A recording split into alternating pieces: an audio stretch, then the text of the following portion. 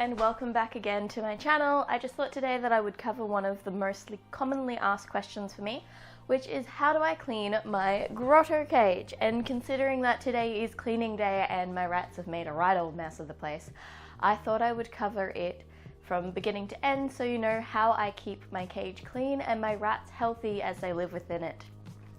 So obviously cleaning a cage is a very important part of rat ownership. Unlike yourself or your friends, they can't clean up, they can't do the dishes, they won't be able to wash their own sheets. You have to do it for them. Otherwise they'll be living in their own filth. So as a owner of a pet, you have to make sure that you do these things for them and you look after them properly. And especially because I have a grotto cage, I have to do this a little bit more regularly than other people, and I have to do a slightly different way. So if you are interested in having a grotto cage, you want to know about the care or just how I care for my own rats, this is how I do it. So very important for maintaining a healthy, clean rat cage is to clean it regularly. So for me, I clean the cage 3 times a week, which for me is a Wednesday, Friday, and a Sunday, meaning that there is only one day of the week where there's more than a couple of days in between.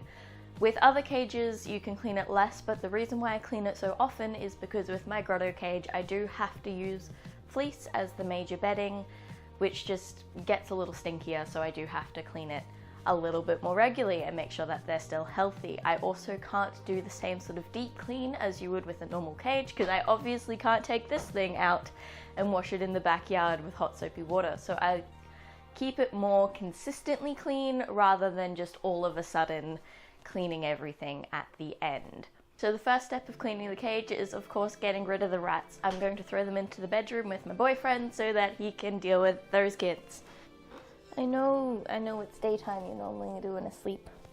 Normally I do this at nighttime, but I couldn't do this at nighttime because of the lighting. So the poor girls are woken up a little bit earlier than expected. Hello.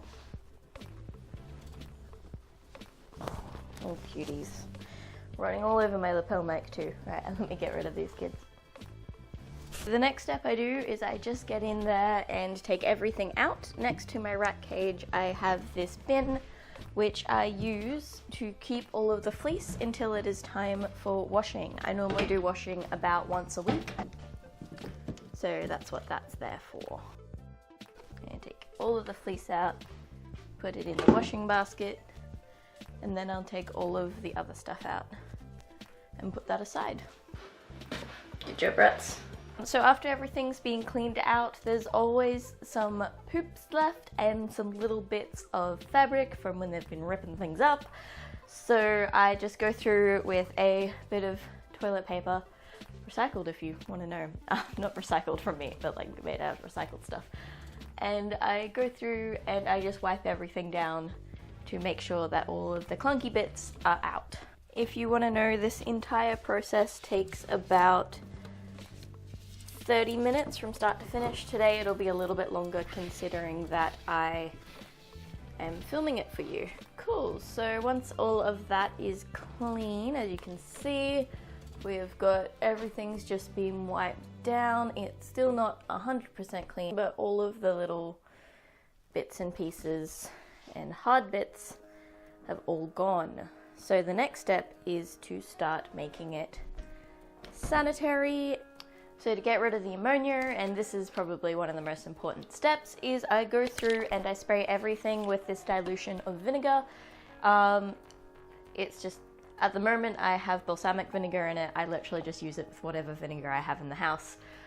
Because the main ingredient is the acetic acid, which is going to interact with the ammonia and cancel it out.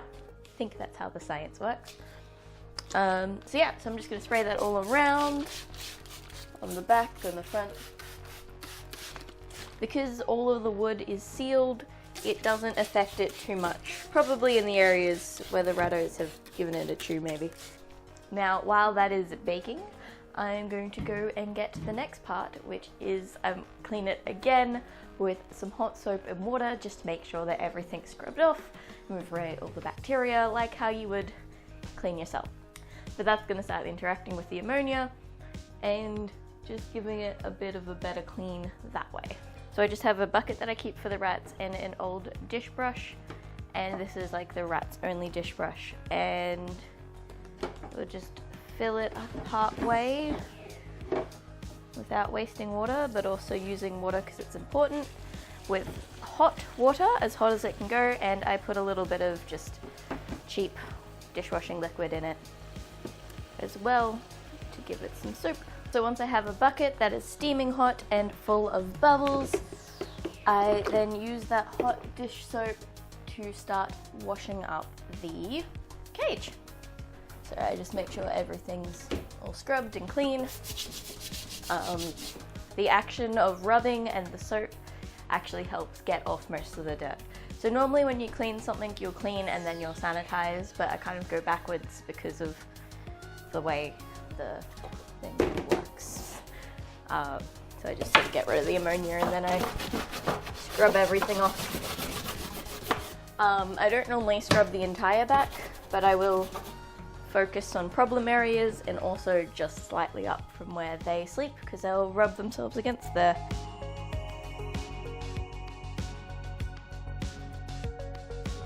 Right, so just as everything has been washed over, I don't want to keep the cage too wet, otherwise it'll start to destroy the wood and everything on there and peel up everything that we've done. So I then immediately go over it with a towel to make sure that it starts to dry, and then we'll move on to the next step. So that's all towel dried, but it's obviously still a little bit damp, so while I let that air dry, we're going to pop outside and start cleaning all of their hideaways that obviously aren't made out of cardboard, they're in the bin, and all of the food stuff and line-ins and all of that jazz.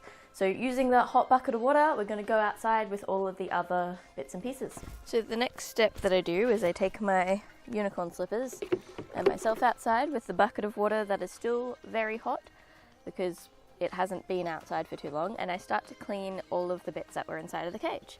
Starting from the things that you want to be the least contaminated to the things that contain the most contamination, if that makes sense. So because you want the water bottle and the food bowls to be the most clean, we'll clean them first before the water starts to get dirty. And then I'll rinse the water bottle out afterwards so that the soapiness isn't there. So I just go through and scrub everything with the soapy water.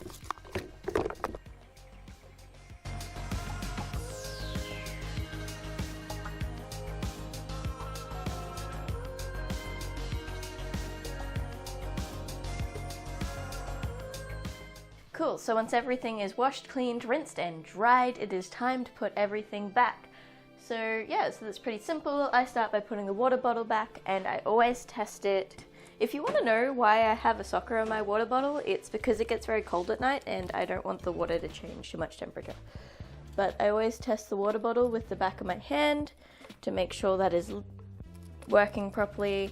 I once had a moment where the water bottle wasn't working properly and it took about 2 days before I noticed, and unfortunately my rats were quite dehydrated, as you would expect.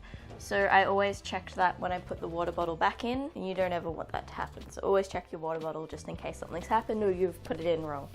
Then I put my liner back in, my extra layer of defense. So I have 3 layers of defense against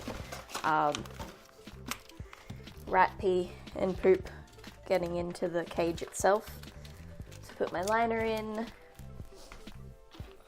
and then I have a sewn up liner, which is, I always have to remake these and always have to fix them, but basically it goes fleece, towel in the middle, fleece on the outside, or fleece, towel, and then cotton. But yeah, so this fleece whisks away the moisture, the towel will keep it in. I've shaped it to fit in my cage, but obviously because rats chew through everything, I am consistently replacing those and consistently remaking them. So if they come out like the previous one came out and it was all chewed up, so I am going to have to re-sew that one and patch it up because we don't want them chewing on these things. Yeah, it's just a case of putting in all of the fun things like hammocks and bits and pieces. And there we have it. That is our completely new, clean cage.